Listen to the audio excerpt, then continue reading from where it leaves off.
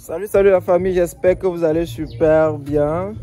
Alors là, nous sommes dans une petite récolte de nos anetons qu'on a mis en bac il y a de cela 35 jours. Alors on va enlever, on va récolter pour transformer en géniteur. On va enlever nos anetons pour transformer en géniteur. Alors, c'est toujours le même effet lorsqu'on ouvre nos bacs. Il y a toujours assez d'anetons. Ça, c'est le premier qu'on a versé. Ça, c'est le deuxième. Ils sont déjà prêts, vous voyez. Lorsqu'on veut transformer une lave en géniteur, vous voyez, il doit déjà tendre vers l'oranger.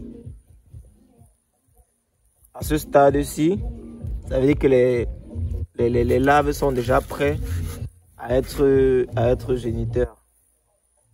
Ouvre un peu ici pour qu'on essaie de voir.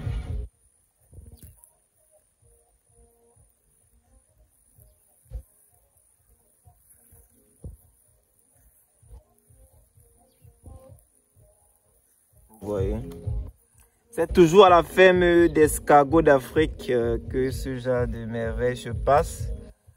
Des laves de verre blanc déjà prêts à la consommation. Mais chez nous, ce qu'on fait, on ne commercialise pas directement les larves, ou du moins ce stock, si ce n'est pas pour commercialiser. Commence à trier, tu mets dans le truc. Alors, regardez. Ils sont bien gras, bien chargés. Ils vont donner des très gros reproducteurs. Alors, si vous avez besoin des géniteurs de charançon, de palmier, n'hésitez pas de nous contacter. Si vous avez besoin des larves pour directement cuisiner ou bien pour ravitailler vos restaurants ou pour vos événements, n'hésitez pas également de nous contacter via la page Facebook Escargots d'Afrique ou via le lien WhatsApp ou encore via la nouvelle chaîne YouTube qui a été créée récemment. Et aussi, si vous avez besoin de formation en élevage des charançons de palmiers, contactez-nous toujours. Nous faisons des formations, nous faisons des montages de projets et nous faisons des suivis. Donc, si vous avez un projet d'élever les charançons de palmiers, n'hésitez pas à nous contacter. Et si vous voulez débuter une telle activité et que vous n'avez pas assez de moyens, on peut vous confectionner un bac complet dans lequel un kit complet d'élevage, c'est-à-dire un bac d'élevage et puis l'aliment composé plus le substrat avec encore les géniteurs. Ça veut dire que vous prenez votre bac complet, vous déposez à un endroit de la maison et puis votre élevage se passe tout simplement seul. Vous voyez un peu. Donc c'est un peu ça.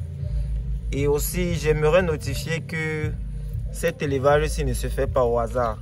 Il y a plusieurs éléments qui entrent dans la composition du substrat. Il y a plusieurs façons de mettre les anetons. Il y a la température qui doit être connue. Il y a la température. Il y a le temps d'incubation des bacs pour les larves. Il y a le temps d'incubation. Également, il y a comment on appelle ça, la fréquence de contrôle. La fréquence de contrôle. Bon, il y a plusieurs paramètres. Rien ne se fait au hasard ici. Rien ne se fait au hasard. Du coup, je vous conseille toujours de vous faire former. Ne jamais rien faire au hasard. En étant formé, vous êtes à même de mieux gérer votre élevage d'anetons. Donc, c'est un peu ça que qu'on voulait partager avec vous aujourd'hui. C'est toujours la jeune équipe d'Escargots d'Afrique. Comme vous le savez déjà, laissez-nous un pouce bleu, likez la vidéo, partagez et partagez à des personnes qui aimeraient se lancer dans cet élevage. Regardez. Ce n'est que chez Escargots d'Afrique que vous pouvez voir ce type de résultat avec un aliment composé très spécial que nous donnons à nos vers blancs pour qu'ils puissent proliférer comme vous voyez lors de la récolte de nos bacs. Alors likez la vidéo, partagez, n'oubliez pas de vous abonner.